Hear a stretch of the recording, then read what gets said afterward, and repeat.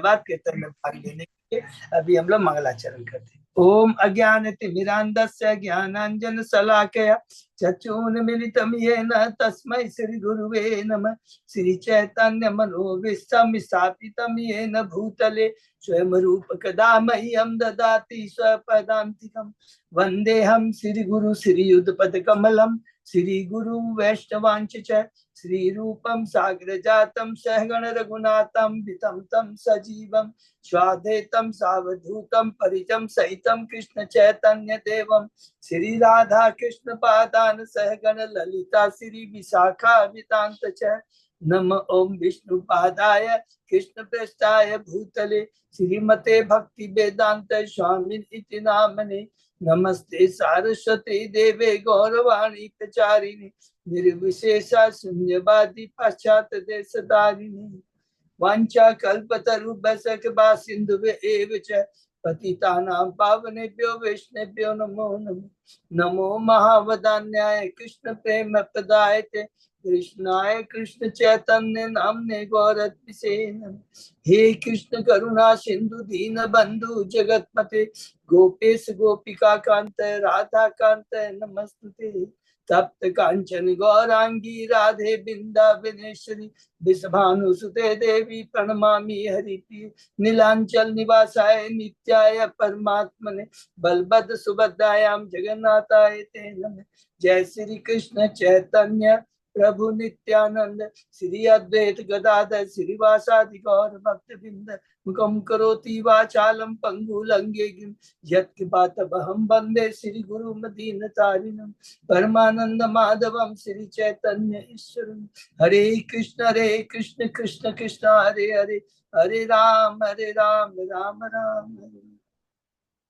श्री मंगलाचरण की जय। श्रील प्रभुपाद की जय। हरे कृष्ण। आशीष चैतन्य चरितामृत चर्चा में सभी भक्तों का हार्दिक स्वागत है। सभी भक्तों के चरणों में मेरा सादर दंडवत प्रणाम है। राधा माधव राधा गोविंद परम वैष्णव गुरु आचार्य की असीम कृपा से हम सब भक्त लोग मिलकर श्री चेतन चेतन के ऊपर कई दिन से चर्चा कर पा रहे हैं।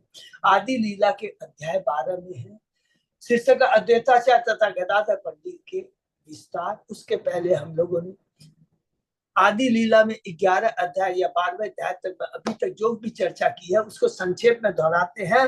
प्रथम जो हम लोगों के 7 अध्याय इसको प्लीज याद रखेंगे।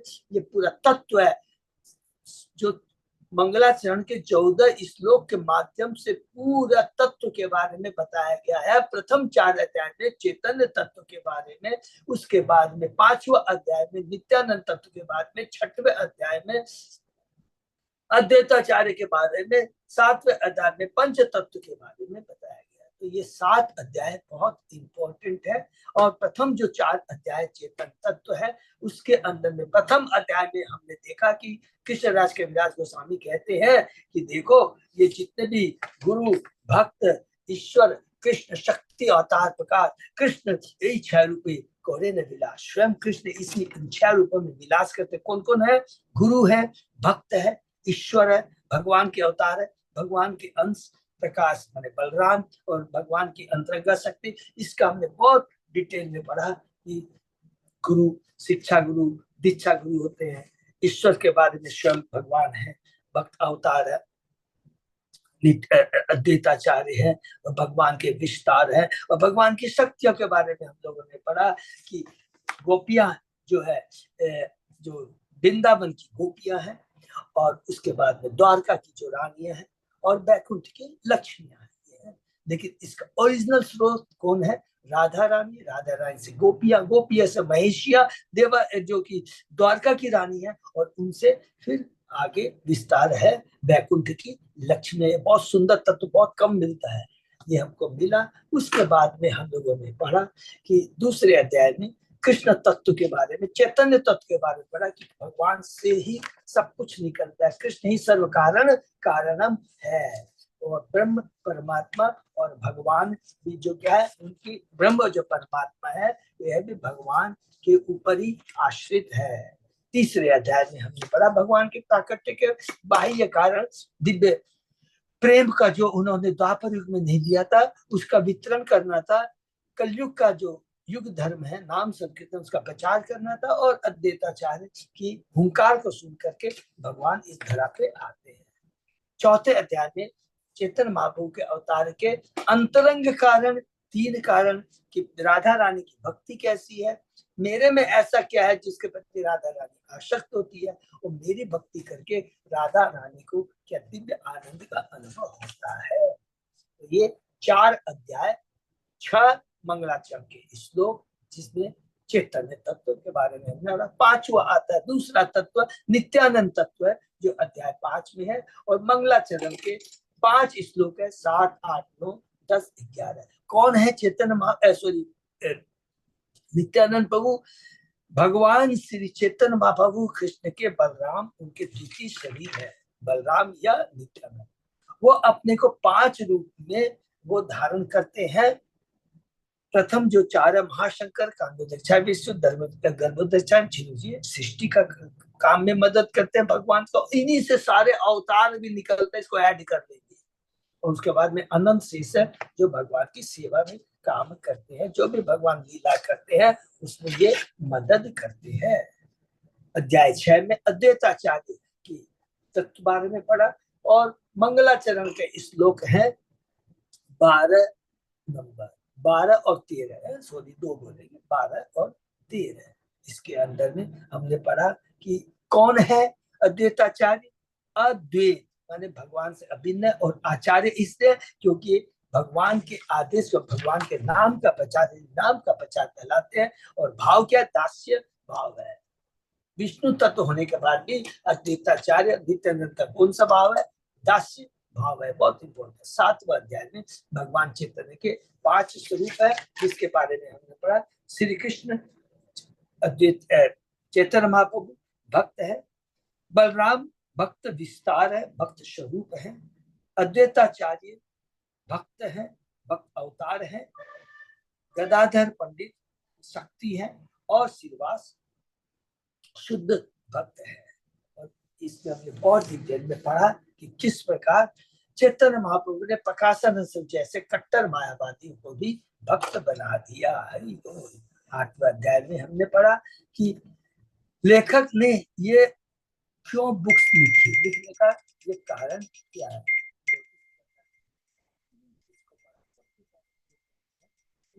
मैं वृंदावन दास ठाकुर को प्रणाम करता हूँ, जिनकी असीम कृपा से, उनसे इंस्पायर होकर करके मुझे ये प्रेरणा मिली कि ये मैं ग्रंथ लिखूं। क्यों लिखूं? क्योंकि उन्होंने जो चैतन्य भागवत लिखा, उसमें भगवान श्री चैतन्य महाप्रभु के संन्यास के पहले तक की लीला को डिटेल में वर्णन किया, लेकिन इतना ग्रंथ इतना बड़ा हो गया था कि उसका आगे लिख नहीं पाए।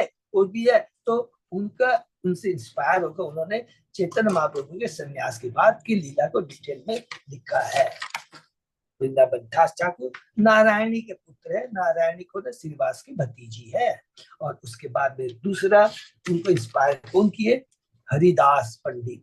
और उसके बाद में स्वयं मदन मोहन की उनको कृपा मिली। ये हमने बहुत डिटेल में पढ़ा।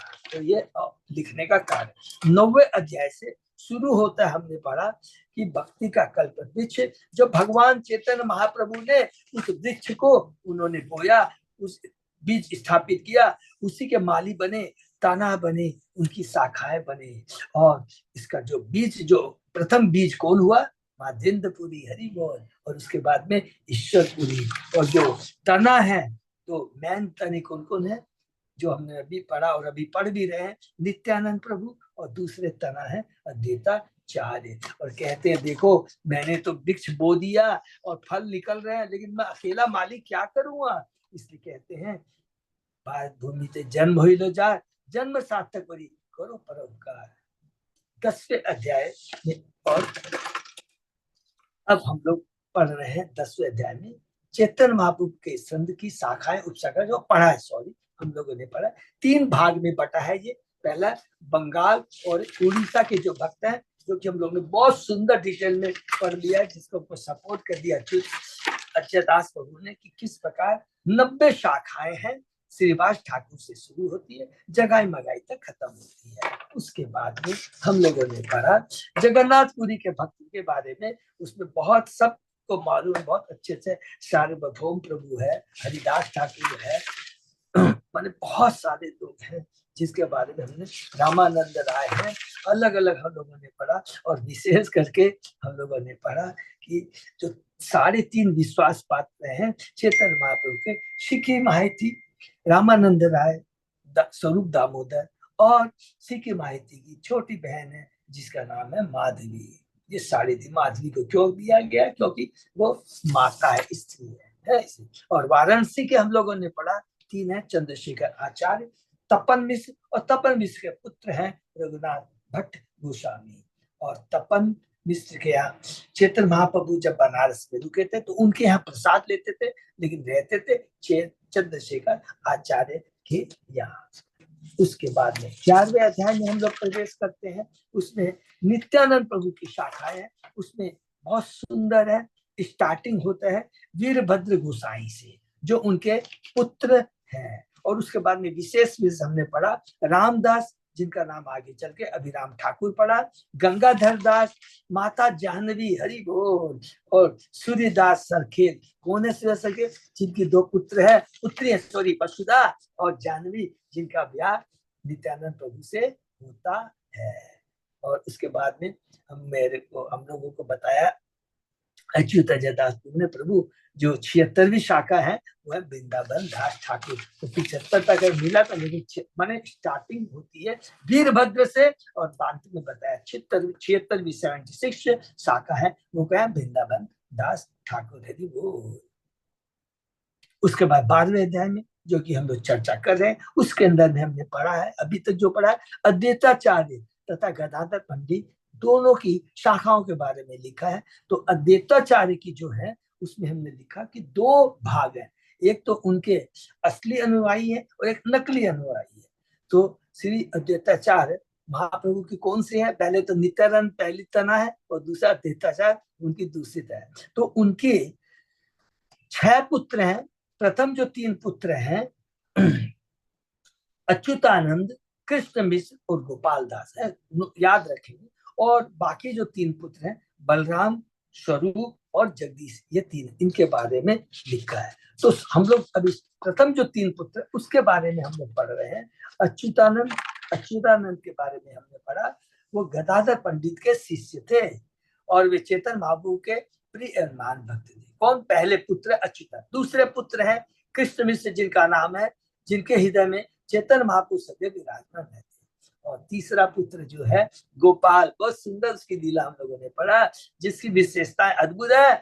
जब महाप्रभु गुंडीचा मंदिर की स्वयं सफाई कर रहे थे तो गोपाल बड़ा सुंदर ढंग से नाच रहा था। नाचते नाचते वो मूर्छित हो जाता है और उसके बाद में भगवान चैतन्य महाप्रभु गोपाल की छाती पर अपना हाथ रखते हैं और वो तुरंत खड़ा हो जाता है। हरि बोल। तो यहाँ तक हमने पढ़ा किसके बारे में? 3 पुत्र अद्वैताचार्य के, अच्युतानंद, उसके बाद में गोपाल, और गोपाल, हाँ, अच्युतानंद प्रभु है, और उसके बाद में है उनके दूसरे पुत्र कृष्ण मिश्र, और तीसरा गोपाल। ये हम लोगों ने पढ़ा और इसके आगे और हम लोग चर्चा करते हैं। ओम नमो भगवते वासुदेवाय, ओम नमो भगवते वासुदेवाय, ओम नमो भगवते वासुदेवाय। आदि लीला अध्याय 12, शीर्षक अद्वैताचार्य तथा गदाधर पंडित के विस्तार, श्लोक नंबर 27। बहुत बहुत धन्यवाद। अच्छी तरह अब शुरू करें। आचार्य आर्य पुत्र श्री बलराम, आर्य पुत्र स्वरूप शाखा जगदीश नाम। और जो 3 पुत्र हैं, पहले 3 पुत्र अच्युतानंद, कृष्ण मिश्र और गोपाल, ये सीता ठाकुरानी। कौन है ये अद्वैताचार्य की पत्नी है। अब 3 पुत्र के बारे में बताते हैं, कौन कौन है? बलराम, स्वरूप तथा जगदीश। अद्वैताचार्य अन्य पुत्र श्री बलराम, स्वरूप तथा जगदीश थे। अद्वैत चरित नामक संस्कृत ग्रंथ में लिखा कि बलराम, स्वरूप तथा जगदीश अद्वैताचार्य के चौथे, 5वें, 6ठे पुत्र थे। इससे उनके 6 टोटल पुत्र थे। ये तीनों इस बार मायावादी थे, तीसरे, यदि पहले 3 ये तीसरे माया, अतः वैष्णव समाज द्वारा परित्यक्त थे, माने त्यागे जा चुके थे। कभी के मायावादी वैष्णव अर्थात विष्णु भक्त होने का ढोंग करते हैं, किंतु वास्तव में विष्णु को पूर्ण पुरुषोत्तम परमेश्वर नहीं मानते। वो भगवान को क्या है, ब्रह्मण है, भगवान निराकार है, क्योंकि वे शिव, दुर्गा, सूर्य तथा गणेश को परमेश्वर तुल्य समझते हैं। ये लोग सामान्यतः पंचोपास्य स्मार्ट करते, अतः इनकी गणना वैष्णव में नहीं की जानी चाहिए। बलराम की 3 पत्नियां तथा 9 पुत्र थे। पहली पत्नी से उत्पन्न उनके सबसे छोटे पुत्र का नाम मधुसूदन गोस्वामी था। उन्होंने भट्टाचार्य उपाधि ग्रहण की और स्मार्ट या मायावादी दर्शन स्वीकार किया। श्री भक्ति सरस्वती ठाकुर लिखते हैं कि गोस्वामी भट्टाचार्य के पुत्र श्री राधा रमन गोस्वामी भट्टाचार्य ने गोस्वामी की पदवी अस्वीकार कर दी, क्योंकि यह सामान्यतः सन्यासी की सूचक पदवी है। जो व्यक्ति अभी भी गृह शास्त्र में हो, बहुत इंपॉर्टेंट है, उसे गोस्वामी पदवी का दुरुपयोग नहीं करना चाहिए। श्री भक्ति सरस्वती ठाकुर ने जाति से गोस्वामी लोगों को मान्यता नहीं दी है, कर्म से, क्योंकि वे उन 6 गोस्वामियों की पंक्ति में नहीं थे जो चेतन बाबू के प्रत्यक्ष शिष्य थे। इन 6 गोस्वामी के नाम थे, सबको याद है, फिर भी यहाँ पर प्रभुपाद जी लिख दे रहे हैं। रूप गोस्वामी, सनातन गोस्वामी, श्री भट्ट गोस्वामी, भट्ट रघुनाथ गोस्वामी, श्री गोपाल भट्ट गोस्वामी, श्री जी गोस्वामी तथा श्री रघुनाथ दास गोस्वामी। तो रघुनाथ दास गोस्वामी सबको मालूम है। रघुनाथ भट्ट गोस्वामी कौन है, तपन मिश्र के पुत्र है। गोपाल भट्ट क्या है, जो साउथ के जो वेंकट भट्ट है उनके पुत्र हैं। जहाँ पर चतुर्मास में चेतन महाप्रभु 4 महीने जाकर रुके थे, तब इसी गोपाल भट्ट पर चेतन महाप्रभु की कृपा हुई थी। श्री भक्ति साहब ठाकुर ने कहा है कि गृहस्थ आश्रम तो इंद्रिय तृप्ति के लिए एक प्रकार की केवल छूट है। अतः गृहस्थ को चाहिए कि वह झूठे ही गोस्वामी पदवी ग्रहण न करे। इस्कॉन आंदोलन ने कभी कभी गोस्वामी की पदवी किसी गृहस्थ को प्रदान नहीं की है। यद्यपि इस्कॉन में दीक्षित सारे सन्यासी तरुण है, किंतु हमने उन्हें स्वामी और गोस्वामी पदवी इसलिए प्रदान क्योंकि श्री चेतन बाबू का प्रचार करने उन्होंने अपना जीवन समर्पित कर दिया। हरि बोल, सब कुछ कर दिया है। गुरु महाराज, सारे जो गुरु महाराज है, श्री भक्ति ठाकुर उल्लेख करते हैं कि गृहस्थ जाति गोस्वामी न केवल गोस्वामी उपाधि का अनादर करते हैं, अपनी स्मार्ट रघुनंदन के सिद्धांतों में चलते हुए श्राद्ध कर्म के समय वे अद्वैत आचार्य का तिनके का पुतला जलाकर मूर्खता का प्रदर्शन करते हैं और इस तरह राक्षसी कर्म करते हैं तथा वैष्णव के मार्गदर्शन हरि भक्ति विलास का अनादर करते हैं। श्री भक्ति ठाकुर कहते हैं कि कभी कभी ये स्मार्ट जाति गोस्वामी जो मायावादी है वैष्णव दर्शन पर पुस्तकें लिखते हैं या मूल शास्त्र को ठिकाने ले, किंतु शुद्ध भक्तों को चाहिए कि इनको पढ़ने से अपने आप को सावधानी पूर्वक बचाएं। बिल्कुल नहीं करना। प्रभुपाद जी ने, चेतन महाप्रभु ने स्वयं कहा कि मायावादियों की भाष्य को, मायावादियों का संग नहीं करना है, नहीं करना है, नहीं करना, क्योंकि सिंपल एक लाइन, वो भगवान को, श्री कृष्ण को भगवान नहीं मानते हैं, भगवान को निराकार मानते हैं और सारे जीवों की भगवान से तुलना करते हैं। सब कहते हैं एक है, नहीं चलेगा। कमलाकांत विश्वास नाम आचार्य किंकर, आचार्य व्यवहार सबता हर गोचर। आचार्य अद्वैत का अत्यंत विश्वास पात्र होकर कमलाकांत विश्वास अद्वैत आचार्य के सारे आचार्य व्यवहारों को जानता था। उनका शिष्य है, उनका विश्वास पात्र नौकर है, जिसका नाम क्या है, कमलाकांत विश्वास। आदि लीला में उल्लिखित कमलानंद तथा मध्य लीला में उल्लिखित कमलानंद एक ही व्यक्ति है। अच्छा, ये बहुत अच्छी बात, इंपॉर्टेंट बात हम लोगों ने पढ़ा। आदि लीला के जो 10वें अध्याय में तो चेतन बाबू की जो शायद है उसमें जो, और मध्य लीला में 10 अध्याय 10 है का मतलब है, और 94 श्लोक उल्लिखित का एक ही व्यक्ति है कमलानंद। चैतन्य महाप्रभु का अत्यंत विश्वास सेवक था। वह ब्राह्मण कुल में उत्पन्न था और अद्वैत आचार्य के निजी सचिव के रूप में कार्य करता था। जब परमानंदपुरी नवद्वीप से जगन्नाथपुरी गए तब वे अपने साथ कमलानंद विश्वास को ले गए थे और वे दोनों चेतन दर्शन करने जगन्नाथपुरी गए। मध्य लीला में उल्लेख है कि चेतन बाबू का एक ब्राह्मण भक्त कमलाकांत परमानंदपुरी के साथ जगन्नाथपुरी गया था। हरि बोल, वही है कमलानंद विश्वास। नेक्स्ट, नीलांचलित हो एक पत्ती का आदि किया, प्रताप रुद्र के पास से दिल पाटिया। जब कमलाकांत विश्वास जगत पलता तो उसने किसी के हाथों एक चिट्ठी महाराज प्रताप रुद्र के पास भेजी थी। सही पुत्री को था आचार्य ना ही जाने, कौन पाके से ही पत्ती आहिले प्रभु स्थाने। किसी को इस चिट्ठी के विषय में पता नहीं था। किंतु यह चिट्ठी किसी तरह श्री चैतन्य महाप्रभु के हाथ लग गई। से पति ते लेखा आचे यही तीन लिखन ईश्वर ते आचार्य करी आचे स्थापन। इस चिट्ठी में यह प्रमाणित किया गया था कि अद्वैत भगवान के अवतार हैं, किंतु तार देव किचु होइया चे ऋण। ये बहुत डांटेंगे चेतन महाप्रभु। किंतु तार देव किचु होइया ते ऋण, ऋण सौदी बारे चाहे टंका शतती। किंतु साथ ही यह भी उल्लेख था कि अत्याचार के ऊपर हाल में ही 300 रुपए का ऋण चढ़ गया है। कमलाकांत विश्वास जिसको चुकाना चाहता है। पत्थर पोड़िया पबुर मोन होइलो दुख, बाहिरे हास्या किचु बोले चंद्रमुख। बोले मेरा भक्त के ऊपर उद्धार है, अद्वैताचार्य के ऊपर ये कैसे हो। चेतन बाबू ये चिट्ठी पढ़कर बहुत दुखी हुए, अत्यंत दुखी हुए। यद्यपि ऊपर से उनका मुख अभी भी चंद्रमा से चमक रहा था। इस प्रकार हंसते हुए महाप्रभु ने यह कहा, आचार्य स्थापी या चे कोरी या ईश्वर इतने दोष नहीं, आचार्य देव ईश्वर। उसने अद्वैत को भगवान के अवतार के रूप में स्थापित कर दिया है, इसमें कोई दोष नहीं है, क्योंकि वे सचमुच साक्षात भगवान है। ईश्वर अवतार है, हमने पढ़ा है 7वें अध्याय के अंदर में। ईश्वर दैन्य को सॉरी 6ठे अध्याय में, ईश्वर दैन्य कोरी कोरी याचे भिक्षा अतएव दंड कोरी कोराई वो शिक्षा। किंतु उसने भगवान के अवतार को निर्धनता के भिक्षुक बना दिया। हरि बोल। अतएव उसकी इस भूल को सुधारने के लिए उसे पाठ पढ़ाऊंगा। एक तरफ से तो कहता है भगवान का अवतार है, दूसरी तरफ कहता है वो ऋणी है। ये कैसे हो सकता है, भगवान ऋणी। किसी व्यक्ति को ईश्वर या नारायण का अवतार कहना और साथ ही साथ उसे गरीबी से त्रस्त बतलाना विरोधाभासक है, और ये सबसे बड़ा अपराध भी है। मायावादी दार्शनिक यह प्रचार करने में लगे कि हर व्यक्ति ईश्वर, हर व्यक्ति ईश्वर है। कुत्ता बिल्ली माने सच पूछा जाए तो यहाँ लिखा ना हर व्यक्ति ईश्वर है, तो हर वो तो मतलब हर माने यहाँ पर व्यक्ति का मतलब हर जीव है, नो मनुष्य, हर जीव को लोग बोलते ईश्वर है, कुत्ता बिल्ली सबको। और वे वैदिक संस्कृति को विनष्ट कर रहे हैं। ये गरीब मनुष्य को दरिद्र नारायण कहकर वर्णन करते हैं। जो दरिद्र नारायण पूजा होती है ना, ये चेतन बाबू को कभी भी ऐसे मूर्ख और अप्रमाणित विचार स्वीकार नहीं थे। उन्होंने दृढ़ता पूर्वक आगाह किया।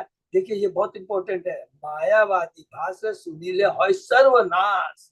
तो मायावादी की टिप्पणी, मायावादी को फॉलो करना, मायावादियों को इससे सर्वनाश माने आत्मा का नाश, माने आत्मा का हनन होता है। इसका मतलब कि आत्मा मरती नहीं है, इसका मतलब जो आत्मा है भगवान का अंश है उसके संग अत्याचार हो रहा है। जो कोई मायावादी से अनुगमन करता है समझ उसका विनाश हो चुका है, ऐसे उनको दंडित करके सुधारे जाने की आवश्यकता है। यद्यपि यह कहना विरोध मूलक है कि भगवान या उनका अवतार दरिद्र है, किंतु शास्त्रों में हम पाते हैं कि जब भगवान बामन के रूप अवतरे तब उन्होंने महाराज बलि से कुछ भूमि मांगी। किंतु हर कोई ये जानता है कि बामन देव जरा भी दरिद्र न थे। महाराज बलि से कुछ भिक्षा मांगना तो उन पर कृपा करने की युक्ति थी। बलि महाराज पर तो कृपा करना चाहते थे। अगर हमें सेवा का मौका कोई देता है ना कि प्रभु देखिए ये फंक्शन आ रहा है, उस सेवा कर दीजिए, गुस्सा नहीं होना है। ये तो उसके ऊपर कृपा है कि उसको सेवा देने के लिए बहुत एक एक चीज को याद है, उसको सेवा करने का शुभ अवसर प्रदान दिया जा रहा है। जब महाराज बलि ने सचमुच भूमि दे दी तो बामन देव ने अपने सर्वशक्तिमान पद का प्रदर्शन तीनों लोगों को अपने 3 चरणों में लाभ कर दिया। हमें चाहिए कि ऐसे तथाकथित दरिद्र नारायण को अवतार न माने, क्योंकि ये ईश्वर के असली अवतारों के ऐश्वर्य को प्रवेश करने में पूर्णतः अक्षम रहते हैं। अरे भगवान के जो ऐश्वर्य है, भगवान चैतन्य महाप्रभु ने, कृष्ण ने ऐसे ऐसे ऐश्वर्य प्रदर्शन किया, वामन भगवान ने, नरसिंह भगवान ने। और ये सो कॉल्ड पाखंडी कहते हैं हम लोग गुरु हैं, हम लोग ईश्वर हैं, तो इनसे बचना चाहिए, बहुत इंपॉर्टेंट है। गोविंदे आज्ञा दिलो हिया आजी थे बाउलिया विश्वास एतना दिव्य आशिते। महाप्रभु ने गोविंद को आज्ञा दी, आज से उस बाउलिया कमलाकांत विश्वास को यहाँ मत आने देना। बाउलिया या बाउल उन 13 अवैध संप्रदाय में से एक है जो अपने आप को चेतन के अनुयायी बतलाते हैं, किंतु एक्चुअल में महाप्रभु ने अपने निजी सहायक गोविंद को आज्ञा दी कि कमलाकांत विश्वास को उनके सामने न आने दिया है, क्योंकि वह बाउलिया बन गया है। इसका भले ही बाहुल संप्रदाय आहुल संप्रदाय तत्सहजिया संप्रदाय के साथ स्मार्ट जात गुसाई अति भारी चूड़ी धारी तरह गौरांग नागरी लोग अपने आप को चेतन भाव की परम, किंतु महाप्रभु ने इन सबका वास्तव में बहिष्कार किया था। बहुत इंपॉर्टेंट चीज। तो कहते हैं कि हम लोग उससे परंपरा में आते नहीं, भगवान चेतन कहते नहीं, ये सब नहीं, सब पाखंडी है, मेरे कोई भी फॉलोअर वास्तव में नहीं है, मैंने उनको बहिष्कार किया। दंड सुनी विश्वास होइलो परम दुखित, सुनिया प्रभु दंड आचार्य हसित। जब कलम विश्वास ने सिर्फ चेतन महाबोधि दिए गए इस दंड के बारे में सुना तो वह बहुत दुखी हुआ, किंतु जब अद्वैत प्रभु ने इसके बारे में सुना तो वे अत्यंत प्रसन्न हुए। हरि वो भगवत गीता में बहुत सुंदर है। भगवान कहते हैं समोह सर्वभूतेषु न में द्वेष्यो अस्ति न मैं किसी से द्वेष करता हूँ न किसी का पक्षपात करता हूँ। हम लोगों ने भागवतम में पढ़ा था,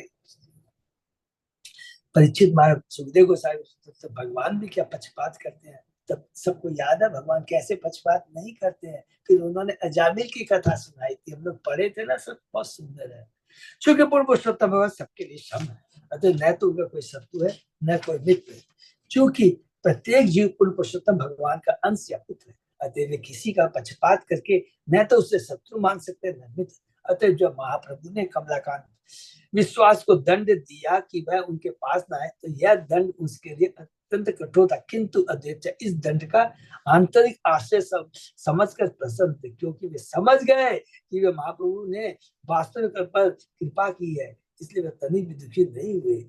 भक्तों को चाहिए कि अपने स्वामी पुरुषोत्तम भगवान के सारे व्यवहारों से सदैव प्रसन्न रहे। बहुत इंपॉर्टेंट चीज है, भगवान जो भी कुछ करते हैं हमारे कल्याण के लिए करते हैं, दंड दे या हमें पुरस्कार दे, सब हमारे कल्याण के लिए होता है, क्योंकि माँ के द्वारा दिया हुआ दंड कभी भी वो वास्तव में दंड नहीं होता है। भक्त भले विपत्ति आए संपत्ति प्राप्त करे, किंतु उसे भगवान के इन उपहारों को स्वीकार करना चाहिए और सभी परिस्थितियों में हंसी खुशी भगवान की सेवा में लगे रहना चाहिए। विश्वास से कहे तुम ही बड़ो भाग्यवान, तुम्हारे कोरी लो दंड प्रभु भगवान। कमल विश्वास को अप्रसन्न देकर अद्वैताचार्य प्रभु ने उससे कहा, अरे तुम परम भाग्यशाली हो कि भगवान चेतन भाव द्वारा दंडित हुए। यह श्री अद्वैताचार्य का प्रामाणिक निर्णय है। उन्होंने स्पष्ट सलाह दी कि जब पूर्ण पुरुषोत्तम भगवान की आज्ञा से किसी पर विपदा आए तो उसे दुखी नहीं होना चाहिए। भक्त को भगवान द्वारा प्रदान की गई संपत्ति को ग्रहण करके प्रसन्न होना चाहिए, भले यह इसके हिसाब से अनुकूल या प्रतिकूल ही क्यों न लगे। हमको प्रतिकूल अनुकूल लगती है क्योंकि हमारी तो छोटी बुद्धि है, 3 गुणों से बंधी हुई है, तो हम अपनी चेतना के हिसाब से, और हमको मालूम नहीं कि हमारी चेतना को कौन खेल खिला रहा है, ये रजोगुण तमोगुण खेल खिला रहे हैं। लेकिन जो 3 गुणों से ऊपर होता है उसको वास्तव में समझ में आता है कि भगवान जो भी प्रदान करते हैं हमारे कल्याण के लिए होता है, और कभी भी भगवान से शिकायत नहीं करता है। किसी को भी पूरी भागवतम में देख लीजिए, हरिदास ठाकुर को देख लीजिए, प्रहलाद महाराज को देख लीजिए, ध्रुव महाराज को देख लीजिए, अम्बरीश महाराज को देख लीजिए, कभी उन्होंने कंप्लेन नहीं किया कि भगवान मैं दुखी हूँ, कभी नहीं। उनको मालूम है कि कृष्ण के मैं तो कृष्ण के संरक्षण में, सब कुछ मेरा कृष्ण है, कृष्ण सब कुछ जानते हैं, देखते हैं, वो जो करते हैं हमारे कल्याण के लिए। पूर्वे महाप्रभु मोरे करे न सम्मान, दुख पाए मोने आमित कहलो अनुमान। पहले तो चिता अपने वरिष्ठ की तरह मेरा आदर करते थे, किंतु मुझे ऐसा आदर पसंद नहीं था, अतः मेरा मन दुखित होने का मैंने एक योजना बनाई थी। हरि वो इसको डिस्कस करेंगे। मुक्ति श्रेष्ठ कोदि के अनु वासिष्ठ व्याख्यान, क्रुद्ध हुआ प्रभु मोरे कहलो अपमान। मैंने मुक्ति को जीवन का परम लक्ष्य मानने वाले ग्रंथ योगाविष्ट की व्याख्या की, इसलिए महाप्रभु मुझ पर क्रुद्ध हुए, उन्होंने मेरे प्रति दिखावटी असमान प्रदर्शित किया।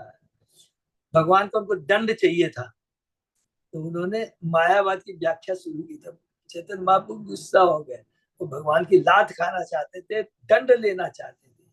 योग वासिष्ठ नामक ग्रंथ को मायावादी अत्यधिक महत्व देते हैं, क्योंकि यह पूर्ण पुस्तक भगवान विषय निर्विशेष भ्रांतियों से भरा है। इसमें वैष्णवता का लेस मात्र स्पर्श नहीं है। असल में सारे वैष्णव को ऐसी पुस्तक से बचना चाहिए, किंतु अद्वैताचार्य को ध्यान से, किंतु अद्वैताचार्य प्रभु चाहते थे कि महाप्रभु उन्हें दंड दे, पिटाई करे, दंड दे, इसलिए वे योग वासिष्ठ के निर्विशवादी कथनों का समर्थन करने लगे। इसलिए भगवान चैतन्य महाप्रभु उन पर क्रुद्ध हो गए और एक तरह से महाप्रभु ने उनका अपमान किया है। ये बाहरी दृष्टि से है। दंड पावल मोर परम आनंद, जे दंड पाइल भाग्य भाग्यवान श्री मुकुंद।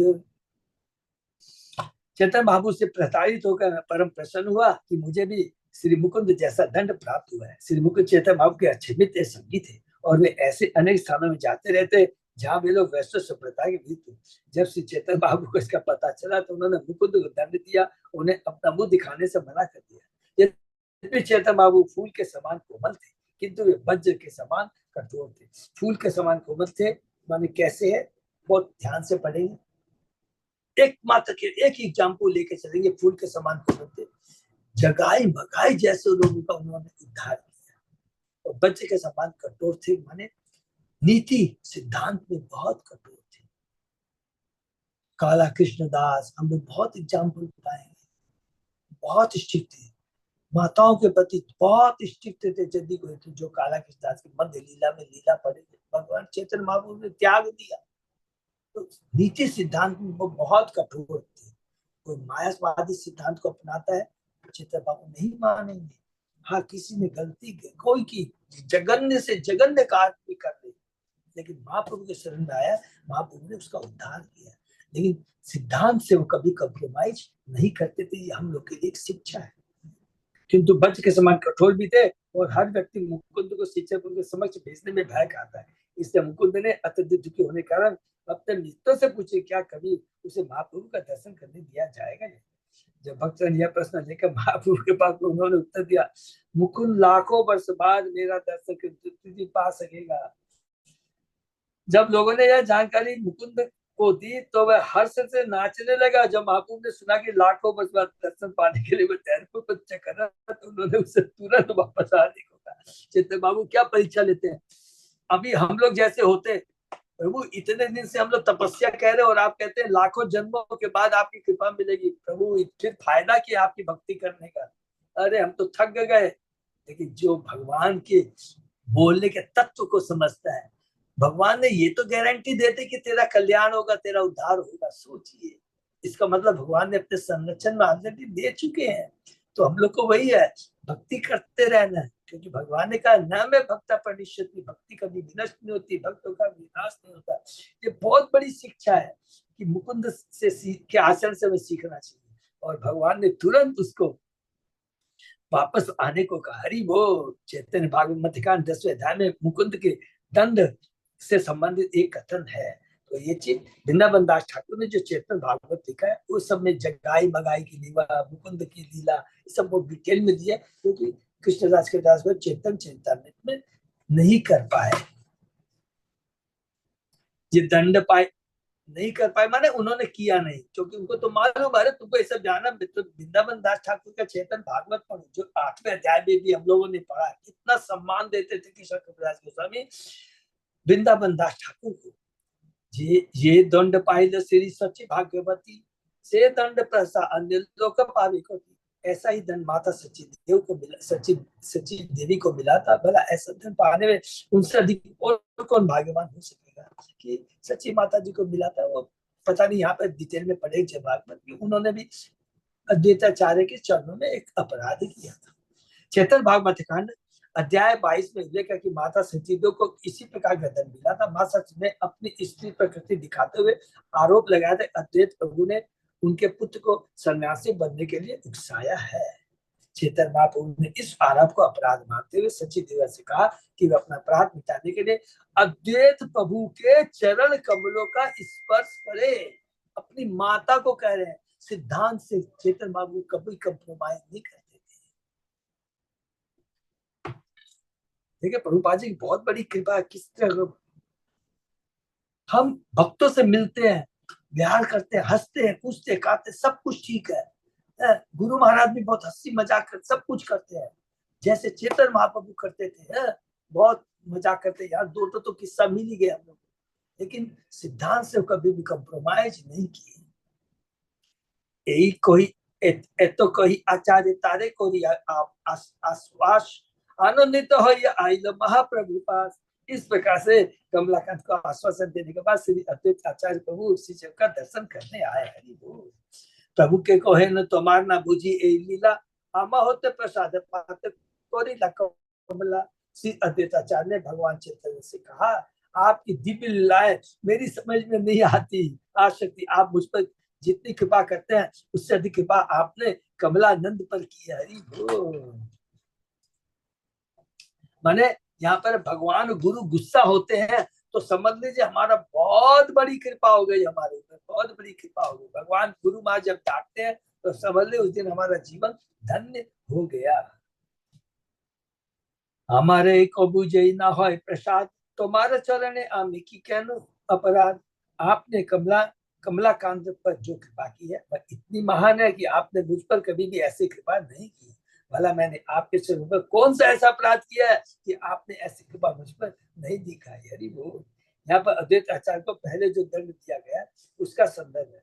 जब अद्वैत आचार्य प्रभु योग वासिष्ठ पढ़ रहे थे, माने मायावादी शास्त्र पढ़ रहे थे, चेतन बाबू ने उन्हें पीटा था, रियली पीटा था। हरि बोल। किंतु उन्होंने कभी यह नहीं कहा था कि आप मेरे पास कभी मत आना। किंतु कमलाकांत को तो यह आदेश मिला था कि वह कभी उनके पास न आए। इसलिए श्री अद्वैताचार्य प्रभु चेतन महाप्रभु को यह बताना चाह रहे थे कि उन्होंने कमलाकांत विश्वास पर अधिक कृपा की है, क्योंकि उसे अपने पास आने से मना कर दिया, जबकि उनके साथ उन्होंने वैसा नहीं किया। इसलिए कमलाकांत के प्रति प्रदर्शित कृपा अद्वैताचार्य पर की गई कृपा से बढ़कर थी। देखिए कितना सुंदर हमारे भगवान की अद्वैताचार्य को पीटा और चेतन बाबू ने कमलाकांत को क्यों बोला मेरे पास मत आना। अरे मेरा भक्त अवतार, उसको तू ऋणी बोलता है? जिसको पीटा है उसी को ऋणी, माने को रिलेट देखिए। लेकिन यहाँ पर अद्वैताचार्य बहुत इंटेलिजेंट है, समझ गए हैं वो जानते हैं कि भगवान ये कृपा है भगवान की। ऐसा सुननी महाप्रभु हासिते लागिला, बोला हिला कमलाकांत प्रसन्न होइला। हरि बोल। यह सुनकर चेतन बाबू हर्षित होकर हंसने लगे और तुरंत उन्होंने कमलाकांत विश्वास को बुलाया।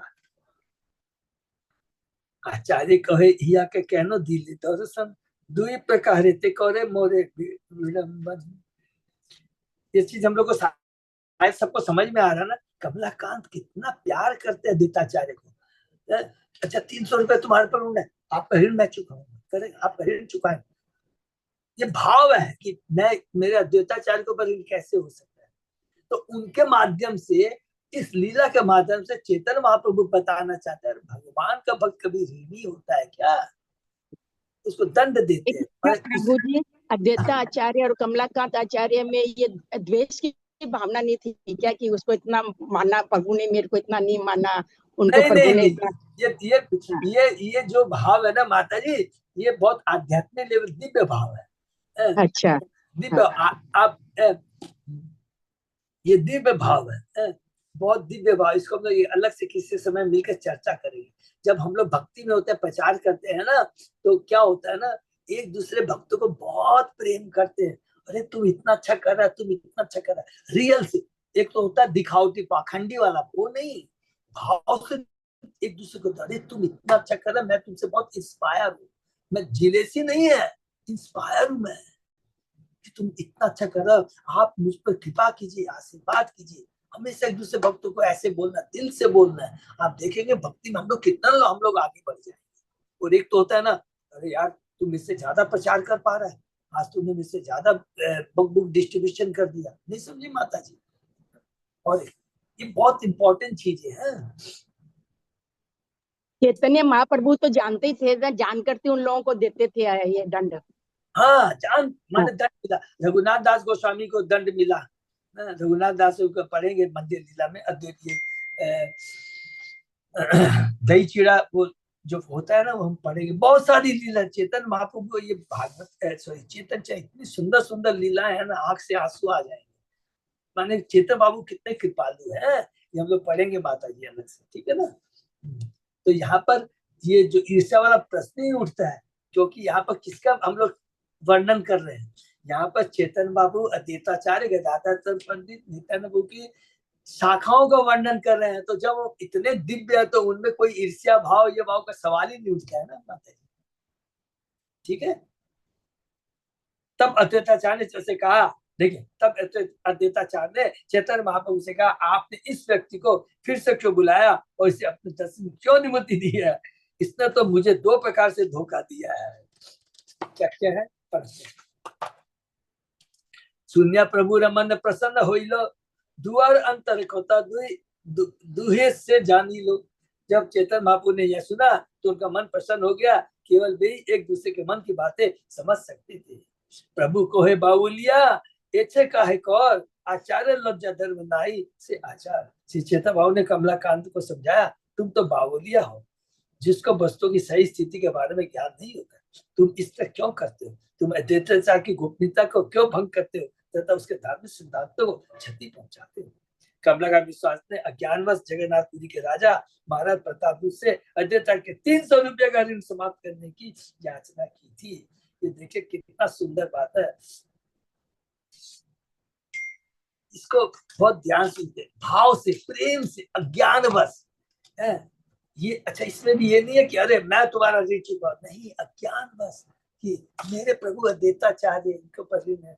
प्रताप रुद्र को लिखते हैं, ये नहीं कि दिखा के देखो मैं आप ये कर रहा हूँ। बहुत सुंदर भाव है।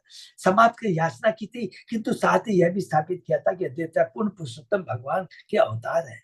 यह विरोधात्मक है। भगवान के अवतार इस भौतिक जगत किसी भी व्यक्ति के ऋणी नहीं हो सकते। कृपा करके इसको अंडरलाइन लिखते हैं। भगवान का भक्त कभी भी ऋणी नहीं होता है।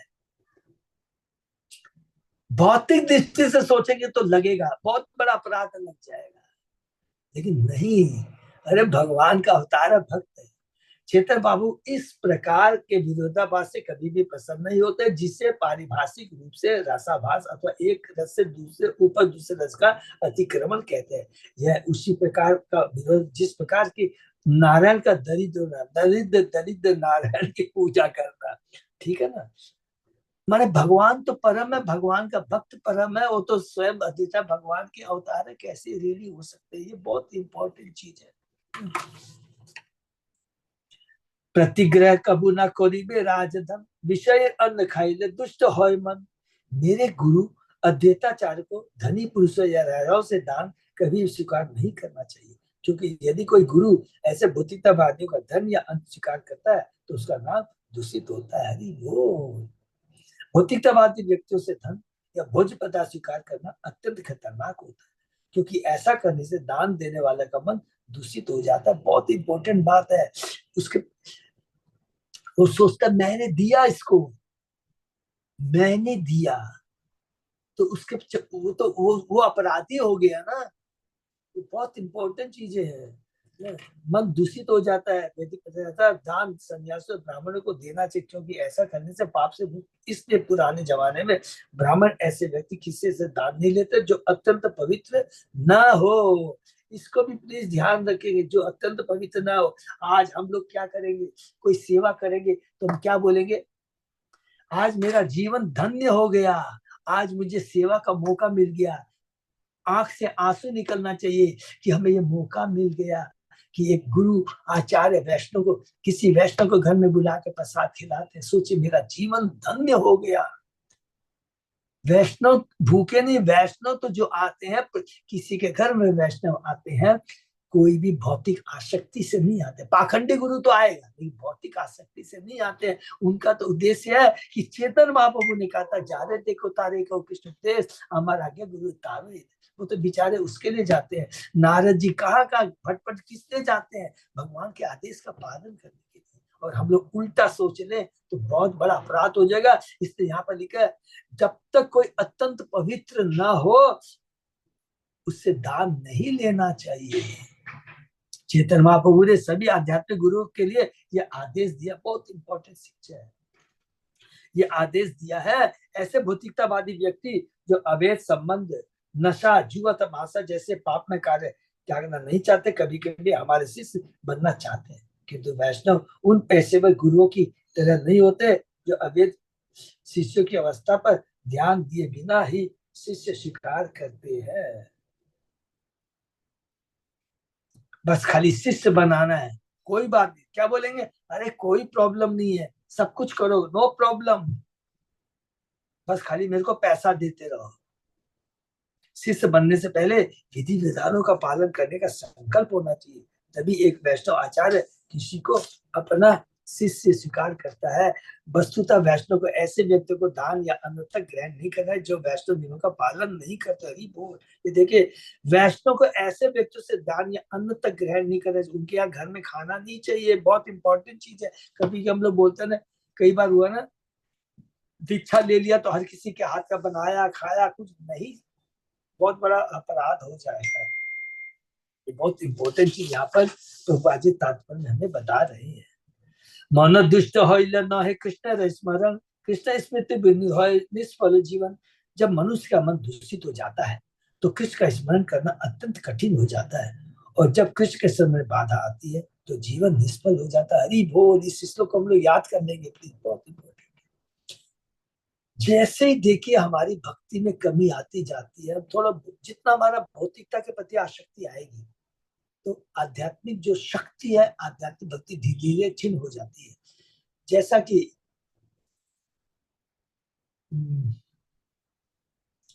जैसा कि परीक्षित महाराज, मेरे को याद नहीं आ रहा है, उसमें लिखा है, अभी रिसेंटली हम लोगों ने पढ़ा है कि जैसे जैसे हमारी भौतिक आसक्ति बढ़ती जाती है उतनी हमारी धीरे आध्यात्मिक आसक्ति, आध्यात्मिक कम होती जाती है। जिस प्रकार की प्रज्वलित अग्नि जल रही है और उसमें भौतिकता रूपी जल डालते रहेंगे धीरे धीरे वो अग्नि क्या हो जाएगी, बुझ जाएगी। तो ये बहुत इंपॉर्टेंट चीज है। अगर हम भौतिक आसक्ति अग्नि को ज्यादा प्रेफरेंस देंगे भौतिक शक्ति को, तो आध्यात्मिक शक्ति धीरे धीरे बुझ जाएगी, अग्नि वो बुझ चली जाएगी, बहुत बड़ा नुकसान हो जाएगा। भक्त को सदैव सतर्क रहना चाहिए कि मन निर्बल रहे, जिससे वह सदैव भगवान श्री कृष्ण मन कर सके। शास्त्रों का कथन है, स्मर्तव्य सततम विष्णु।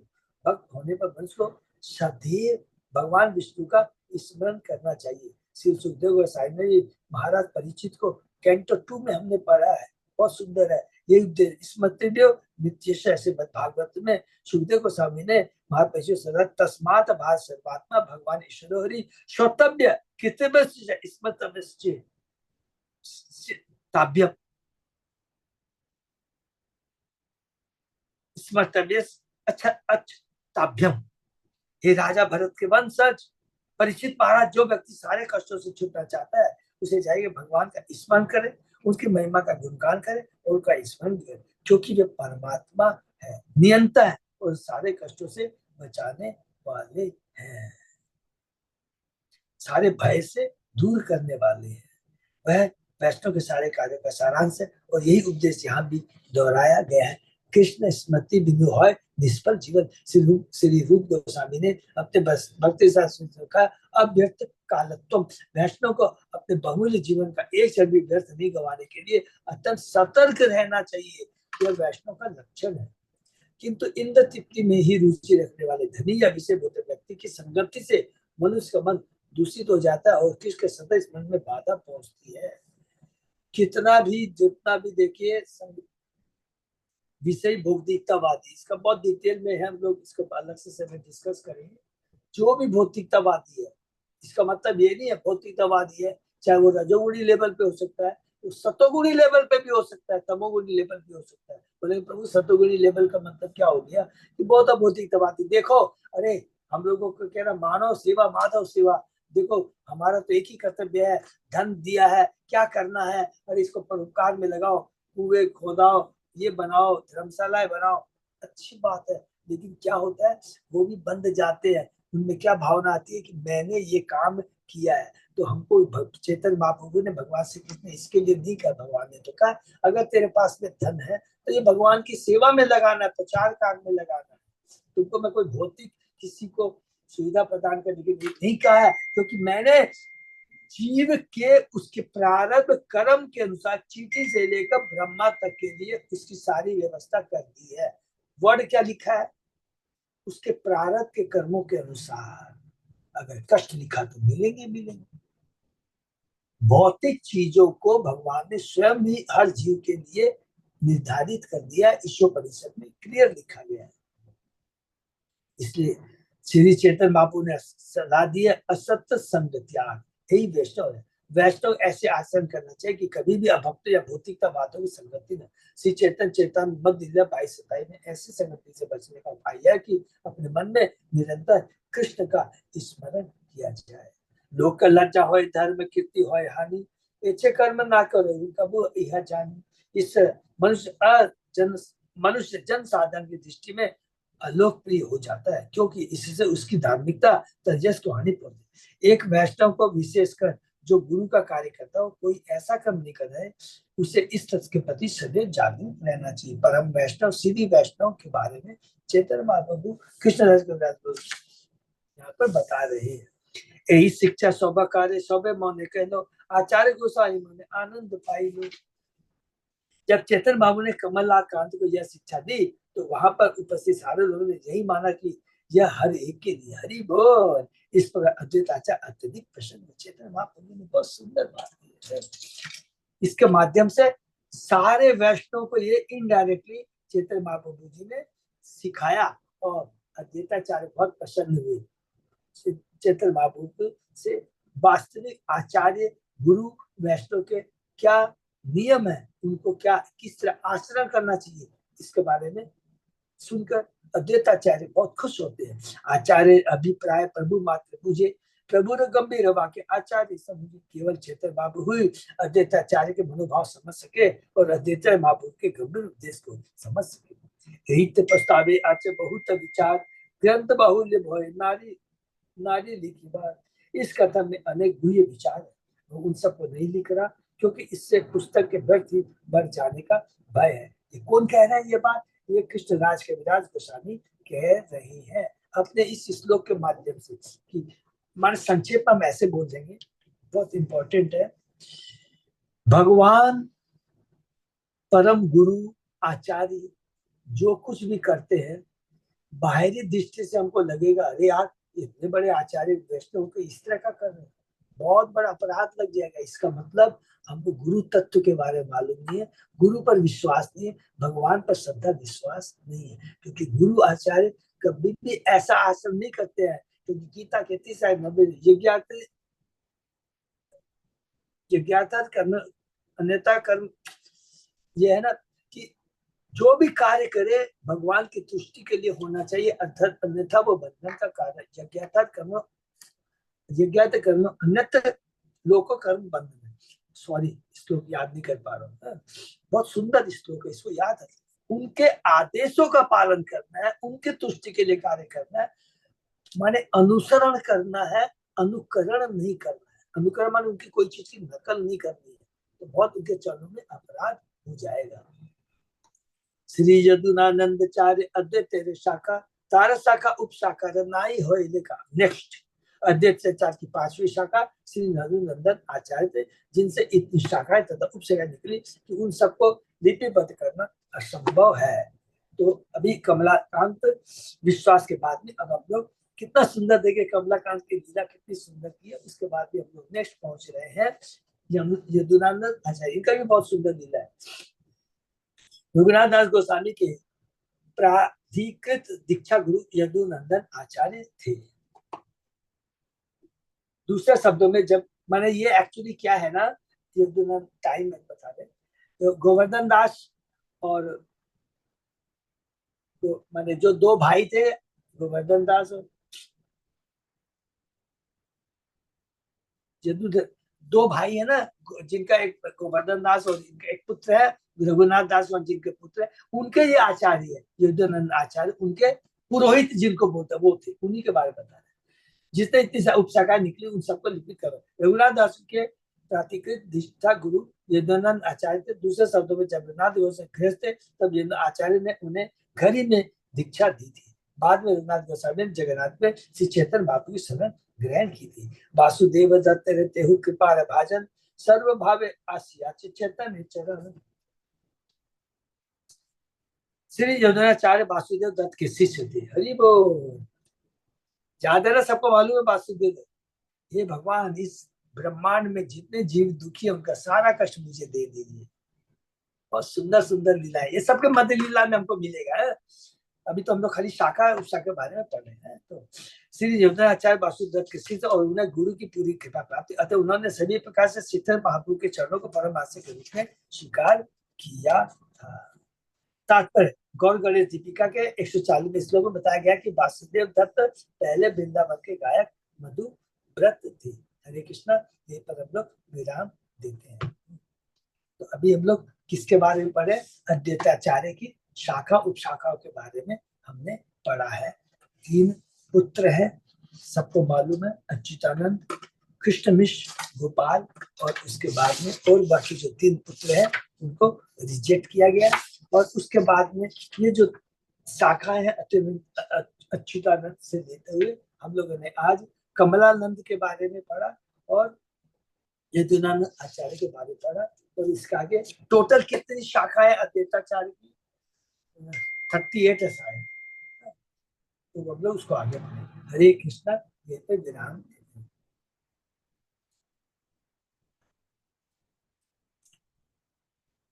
किसी का कोई प्रश्न?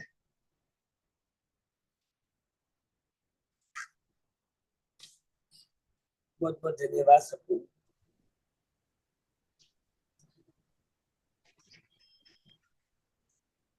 अच्युत अजय दास प्रभु। हाँ प्रभु जी। कुछ अनाउंसमेंट है प्रभु? नहीं प्रभु जी, बस सब तो रथ तैयारी। धन्यवाद। खाली भक्तों से मेरी प्रार्थना बहुत इंपॉर्टेंट है, ऐसा मौका नहीं मिलेगा।